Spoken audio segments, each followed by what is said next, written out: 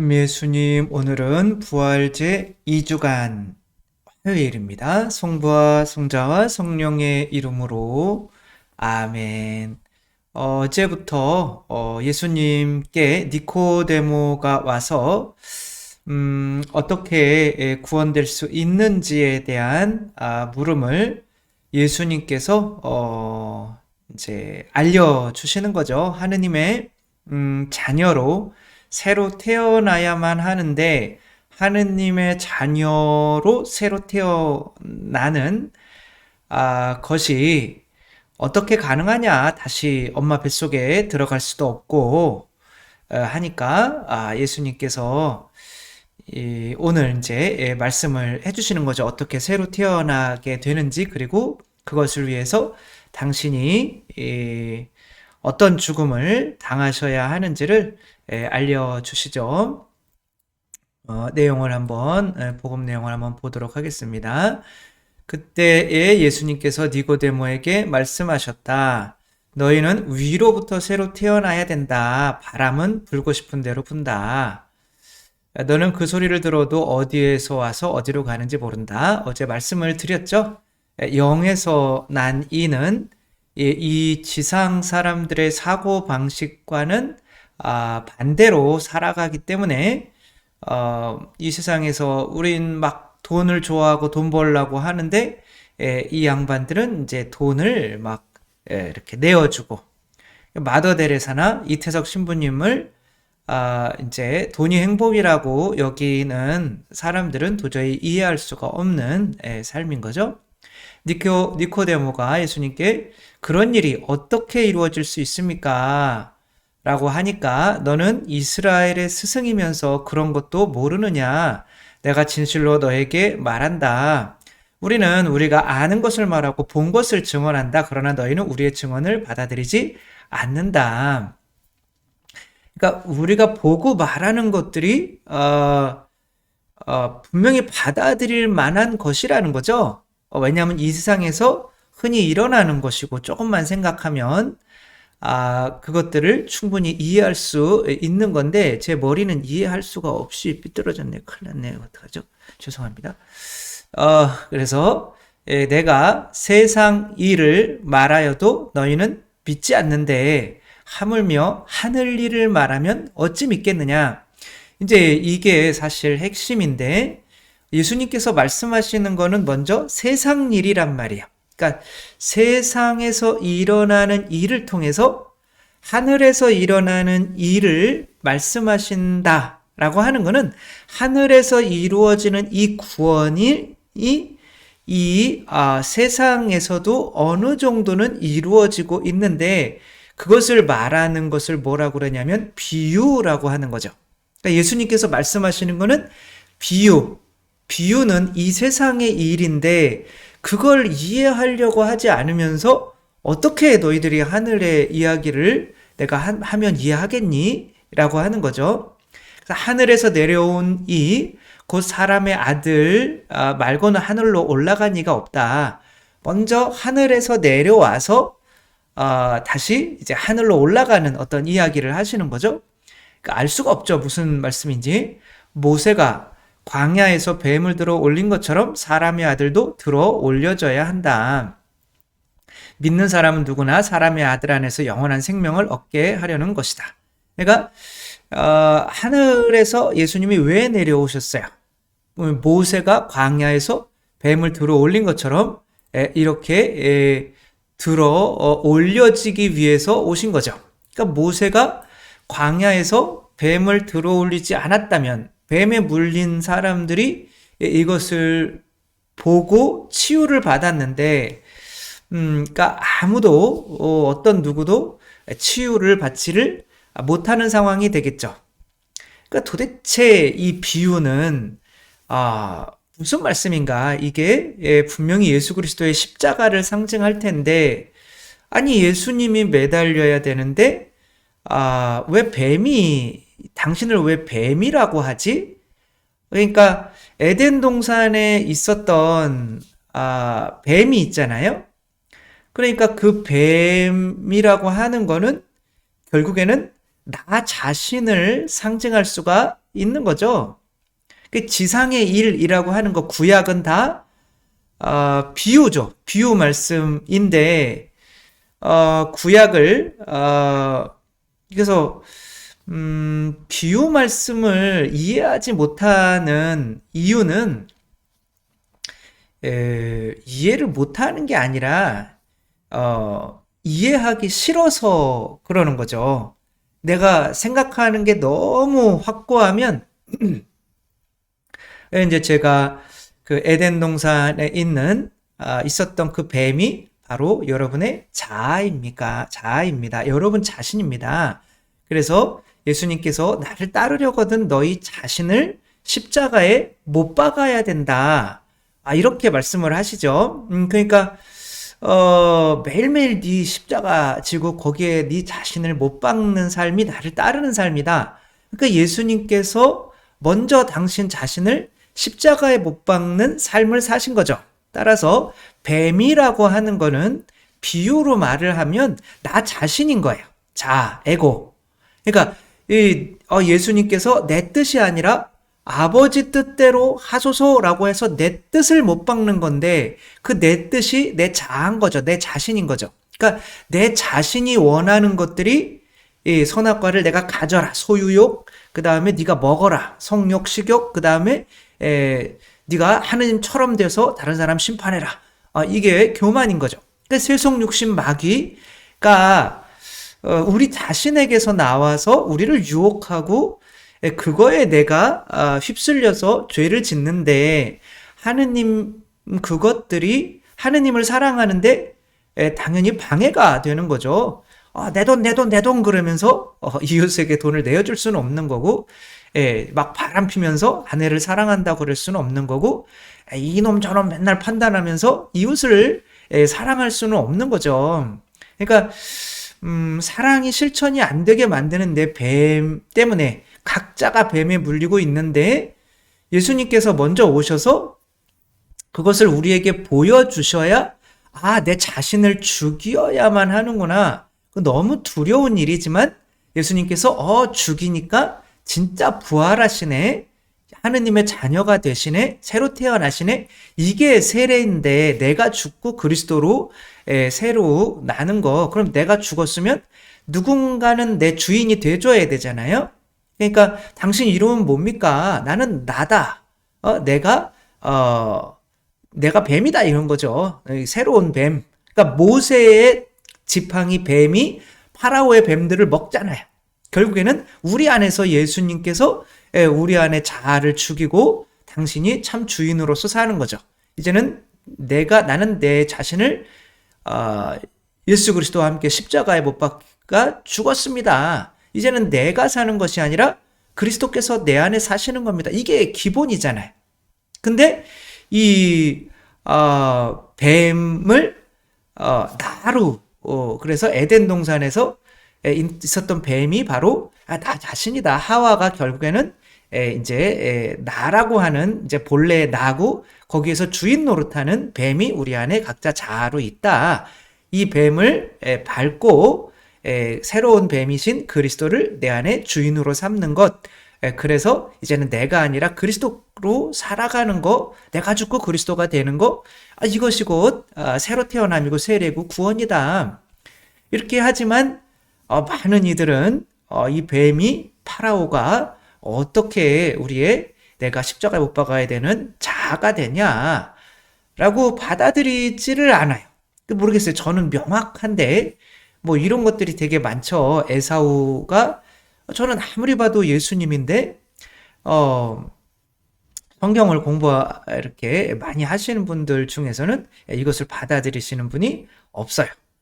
뭐 생명나무도 마찬가지인 거죠. 그것이 선악과 심지어는 선악과랑 생명나무랑 막 헷갈리시는 분도 계시고 그러니까 너무 명확한 건데 그것을 받아들이면 이제 예수님이 어떻게 구원하시는지가 이해가 되는 건데 받아들이질 않아요. 제가 로마에 있을 때 이제 어떤 성경 구약은 비유다. 그래서 예수님께서 어떻게 죽으셔서 어떻게 부활하시는가, 또 그거를 통해서 우리가 어떻게 구원되는가 이야기가 구약에 다 있다. 그 예수님께서 당신의 부활을 입증하시기 위해서 그 성경 말씀을 이렇게 당신의 죽음과 부활로 해석을 해주시잖아요. 근데 그 로마에서 비블리쿰이라고 하면 뭐 로마 성서대학인데 거기에서 이제 조교 박사학위를 준비하면서 조교하는 그 부교수죠. 랑 이제 같은 기숙사에 있어서 포르투갈 사람이었는데 밥 먹다가 대화를 하는데 니네 교회 신학자들은 성경을 너무 상징적으로 해석을 하려고 그래. 시비를 걸더라고요. 그래서 야, 그거는 구약은 다 비유지. 야, 비유로 해석하면 그게 어떻게 학문이고 어떻게 그런 거냐? 그냥 뭐 그런 거죠. 뭐 우리의 모습을 따라서 하느님을 만들자. 근데 우리라고 하는 건 복수잖아요. 그럼 구약에 삼위일체가 있었냐? 그게 없었는데 그러니까 우리라고 하는 거는 그냥 뭐 내 안에도 여러 가지가 있잖아요. 내가 생각할 때도 내 한 사람이지만 이것을 하자. 그러니까 내가 생각을 하는 거 그런 거 그러니까 뭐 그런 식으로 해서 그렇게 그런 거지 삼위일체 어떤 개념이 있어서 그렇게 쓰인 건 아니다. 아니 삼위일체 개념이 좀 있었으면 어떻냐. 성령으로 쓰여진 건데 성령의 진리가 그 감도가 있었을 텐데 그렇게 해석하면 안 돼. 그거는 성경 해석이 아니라 묵상이다. 그럼 차라리 묵상을 해라. 집어치우고. 안 된다는 거예요. 그래서 분해하고 쪼개고 해서 역사적으로 이렇게 해석을 해서 아니 그게 예수님의 죽음과 부활이랑 그 유대인들 성경 해석이랑 뭐가 달라요. 그래가지고 야 그러면은 이스라엘을 구원하시기 위해서 하느님께서 이집트 사람들을 다 이렇게 물속에서 죽이셨잖아. 그러면은 그거를 있는 그대로 보면 역사적으로 보면 하느님께서 이스라엘 백성만 사랑하시고 이집트 백성은 미워한 것이네. 뭐 성경에도 그렇게 나오니까 그랬더니 그렇대. 멱살 잡을래다가 말았어요. 그거는 기본적으로 하느님의 본성에 어긋나는 거잖아요. 하느님께서 이스라엘 백성도 만드셨지만 이집트 백성도 하느님의 창조자잖아요. 그러니까 하느님은 모든 인간을 사랑하시고 어떠한 인간도 이렇게 미워하시지 않고 지옥 가는 걸 원치 않으시는데 얘는 그 비유를 이해하려고 하지 않는 거예요. 왜냐하면 그거를 내가 이해하게 되면 상징적으로 이해하게 되면 저한테 지는 것이 되는 거니까. 그러니까 이해를 못하는 게 아니라 이해를 안 하려고 하는 거죠. 왜? 자기가 틀리는 걸 원치 않는 거예요. 그래서 그러니까 예수님은 비유를 통하지 않고서는 말씀하지 않으셨다고 하잖아요. 너희가 세상 일을 말하여도 너희가 믿지 않는데 하물며 하늘 일을 말하며 어찌 믿겠느냐. 그러니까 비유를 말씀하시는데 모든 것을 비유를 통하지 않고서는 말씀하지 않으셨다. 그래서 제자들이 아니 왜 비유로 말씀을 하십니까? 라고 하지만 너희는 하늘나라의 신비를 아는 것이 허락되었지만 저 사람들에게는 허락되지 않았다. 이게 뭔 소리일까요? 가진 자는 더 넉넉해지고 가진 것이 없는 자는 가진 것마저 빼앗길 거다. 그러니까 뭘 가졌다는 말일까요? 비유를 이해한다는 말이? 내가 저 사람들에게 비유로 말하는 이유는 저들이 보아도 보지 못하고 들어도 듣지 못하고 깨닫지 못하기 때문이다. 그러니까 비유로 말씀하시는 이유는 그러니까 이제 사입이나 이런 사람들은 비유로 말씀하신 이유는 이제 심판하기 위해서. 그래서 14절 보면은 이사야서를 예수님이 인용하시죠. 너희는 듣고 또 들어도 깨닫지 못하고 보고 또 보아도 알아듣지 못하리라. 저 백성이 마음은 무디고 귀로는 제대로 듣지 못하여 눈은 감았기 때문이다. 이는 그들이 눈으로 보고 귀로 듣고 마음으로 깨닫고 돌아와 내가 그들을 고쳐주는 일이 없게 하려는 것이다. 그러니까 비유로 말씀하시는 게 왠지 비유로 저들에게 어렵게 이야기를 해서 저들이 어떤 사람들은 깨닫질 못하게 하고 이 비유를 이해하는 사람들만 구원하게 만든다는 이 칼뱅의 예정론이나 사이비들이 하는 우리만 비유를 이해하니까 뭐 문성명이나 누구나 이런 비유로 보니까 이 사람들이 이 재림 예수네. 우리가 비유를 통해서 하니까 맞네. 이렇게 우리가 비유를 이해하니까 우리만 14만 4천 명 구원받은 사람들이야. 라고 이렇게 이걸 많이 인용을 하는데 그걸 잘 보면 내가 저 사람들에게 비유로 말하는 이유는 저들이 보아도 보지 못하고 들어도 듣지 못하고 깨닫지 못하고 그러니까 비유로 말씀하시는 이유는 쉬우라고 말하는 거지 어려우라고 말하는 게 아니잖아요. 그러니까 이 세상에 있는 내가 것을 이해하지 못하면서 어떻게 하늘의 것을 이해할 수 있냐. 그러니까 이 세상의 것을 이해해야만 하늘의 것을 이해할 수 있는데, 그러니까 비유 말씀을 이해하지 못하면 당연히 하늘의 어떤 진리도 어떻게 구원되는지 그 진리도 이해하지 못하기 때문에 구원을 못 받는 건 맞아요. 맞지만 비유를 이해하지 못하는 이유는 그것이 자기 마음이 15절 보면 저 백성이 마음은 무디고 귀로는 제대로 듣지 못하며 눈은 감아버렸기 때문이다. 본인들이 이해하지 못하기 위해서 감아버린 거예요. 본인들이 교만해서. 그러니까 비유를 이해하지 못하는 이유는 비유가 어려워서가 아니라 하느님은 예수님은 쉽게 이야기하려고 하는데 본인들 자존심이 너무 세고 교만이 너무 세고 자기 생각을 바꾸려 하지 않기 때문에 이해하지 못하게 된다는 거죠. 며칠 전에 어떤 분이 면담을 하자고 이제 오셨어요. 이제 연세가 한 70대 되시는 것 같아요. 근데 이제 남자분이셨는데 정말 세상에서는 승승장구를 하시고 명문대 나오시고 최고 인류 기업 들어가셔서 거기 어디에 들어가시든지 인정받고 성공하고 이렇게 자녀들도 잘 키워내고 부러울 것 없이 그러니까 그런 분에게 어떤 이 성경의 비유 말씀이나 이런 게 어떻게 다가올까요? 다가오지 않죠. 왜? 내가 하는 대로 계속 성공을 이루어왔기 때문에 그분은 어떤 하느님이 계셔야만 한다는 그런 것을 굳이 받아들일 필요가 없으셨던 거죠.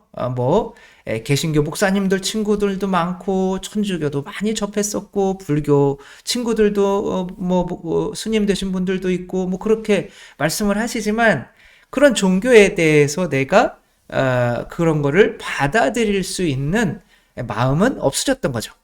왜? 내가 내 생각대로 사니까 다 잘 됐어요. 그런데 최근 한 3년 사이에 정말 책을 또 몇 권을 쓸 수 있을 정도로 너무 또 악재가 겹친 거예요. 그러니까 너무 안 좋은 일들이 많이 일어나고 그러니까 당신이 생각해 오셨던 것과는 진짜 완전히 무너지게 된 거죠. 그러니까 친구분들이 이것을 너는 타개해 나가려면 종교를 갖는 게 좋겠다. 다른 어떤 사람의 위로보다도 종교 아니면 이 힘든 거를 이겨낼 수가 없다. 그러니까 이제 어떤 제 유튜브나 이 글을 이렇게 보시는 친구분이 계셨나 봐요. 그러면서 저를 찾아오라고 하신 거예요. 그래서 저는 그 친구분 너무 제가 영광이고 감사드리고 하는데 근데 오셨는데 어떤 하느님이 계신지 안 계신지에 대해서 그거를 궁금해서 이렇게 물어보실 줄 알았는데 그런 것들은 아니더라고요. 내가 하느님 계신 거는 이미 믿기로 선택을 했대요. 왜냐하면 그분이 제가 말해주는 비유를 그분에게 그대로 전해준 거예요. 그러니까 우리가 엄마 아빠 제가 맨날 하는 게 있잖아요. 엄마 아빠를 내가 엄마 아빠라고 믿는데 DNA 뭐 검사, 조직 검사를 뭐 해가지고 믿는 거냐? 안 믿으면 안 되기 때문에 어린 아이들이 그리고 어떤 내 창조자를 어디서 와서 어디로 가는지 내가 알지 않으면 안 되기 때문에 아이들이 부모를 찾는데 그래도 나를 위해서 가장 많이 희생해주고 밥을 주는 젖을 주는 그 대상을 아기들은 이제 부모로 여기고 그래야 마음이 편안해서 이 세상을 살아갈 수가 있기 때문에 그러나 그것은 사춘기까지 때문이고 그 다음부터는 또 내가 어디서 와서 어디로 가는지 진짜 창조자를 찾아야 되는데 아기들이 그렇게 찾아야 되는 그걸 찾지 그거 먼저 해결하지 않으면은 우리가 그래서 아기가 뭐 증거가 있어서 믿는 것이 아니라 선택이잖아요. 내가 행복하기 위한 그런 것처럼 그래서 우리도 하느님이 계시다. 그리고 하느님이 나에게 양식을 주시기 위해서 아드님을 죽이실 정도로 우리를 사랑하시는 이 종교, 성체성사가 있는 이 종교, 카톨릭이 당연히 해야 된다. 이런 말씀을 하셨다는 거예요. 그리고 그 말씀을 그대로 저에게 해주시는데 저는 뭐 제가 항상 하는 얘기라 재미가 없잖아요. 그래도 이렇게 듣는데 기분이 너무 좋은 거예요. 제가 이렇게 했던 비유 말씀을 어떤 분이 이분에게 해주셨는데 이분이 그 말씀을 듣고 그래요. 저는 그것 때문에 믿기로 결정했어요. 뭐 그러면서 이제 다른 부수적인 것들을 이제 여쭤보시는 거죠. 그래가지고 너무 기분이 좋았죠. 그러니까 그분은 왜 비유 말씀을 뭐 우리가 엄마가 엄마라고 믿고 이런 것들은 뭐 다 비유잖아요. 그런 것들을 왜 이전에는 생각하지 못하셨을까요? 이전에는 생각할 필요가 없는 거예요. 이해할 필요가 없는 거예요. 왜? 그렇게 되면 내가 하느님이 계시다는 것을 믿어야 되기 때문에. 그럼 내가 지금 살아오는 게 하느님을 믿는 사람들보다 훨씬 그리고 잘 나가고 잘 믿고 있는데, 잘 살고 있는데, 굳이 그런 걸 믿어서 내가 하느님에게 무릎 꿇고 살아가야 될 이유가 없는 거죠. 그렇기 때문에 그동안은 안 미워도 왔지만 악재가 겹치면서 내 생각이 틀렸을 수도 있겠다라고 겸손해지시니까 그런 비유가 이제는 들어오기 시작하는 거죠. 그러니까 믿음이 이제는 어떻게 구원받는지가 이제 이해가 되고 믿음이 생기기 시작하는 거죠. 결국에는 이 비유 말씀을 이해하지 못하는 거는 단순하게 얘기하면 교만해서 내가 옳다고 생각하니까 내 뱀을 죽이기 싫으니까 그렇기 때문에 믿어지지가 않는 거죠. 예수님께서 그런 얘기하면서 뱀을 매달아야 되는 이야기를 오늘 말씀을 해주시는 거죠. 너희들이 먼저 구원받으려면 일단 표징을 봐서 기적을 봐서가 문제가 아니라 그거를 본다고 구원받는 게 아니라 새로 태어나야 되는데 새로 태어나려면 너희들이 이 비유, 왜 뱀이 매달려야 되는지, 이 자아가 왜 죽어야 되는지 이 비유 먼저 너희들이 이해하려고 하는 겸손함 먼저 가져야 돼 라고 하는 것이 오늘 이렇게 흐름상 두 번째 말씀을 하시는 내용인 거죠. 우리들 결국에는 뱀을 매달지 않으면은 그 교만이죠. 자아죠. 그것이 이제 왜 죽어야 하고 그것이 나를 믿음으로 이끄는 것이 아니라 아무튼 그렇게 아무튼 왜 죽어야 하는지 그래서 겸손해지지 않으면 비유를 이해할 수가 없기 때문에 결국에는 이렇게 새로 태어날 수도 없다는 거 우리가 생각하며 항상 내 자신을 믿으려고 절대 믿으려고 하지 말고 내 자신은 이제 나를 속이는 뱀이다 라고 생각하고 나를 이렇게 겸손하게 죽이고 정말 애기들이 부모의 말을 따르려고 하는 것처럼 우리는 진짜 하느님의 말을 따르려고 하는 겸손한 그런 마음들을 또 가졌으면 좋겠고 그러면 이제 비유가 이해가 되고 그러면 구원에 이르는 거니까 새로 태어나는 거니까 아무튼 우리가 또 비유를 잘 이해할 수 있는 우리가 되었으면 좋겠습니다. 주님께서 여러분과 함께 전능하신 천주 성부와 성자와 성령께서는 여기 모인 모든 이에게 축복을 내리시어 길이 머물게 하소서. 주님과 함께 가서 복음을 전합시다. 하느님 감사합니다. 성부와 성자와 성령의 이름으로 아멘. 감사합니다. 사랑합니다.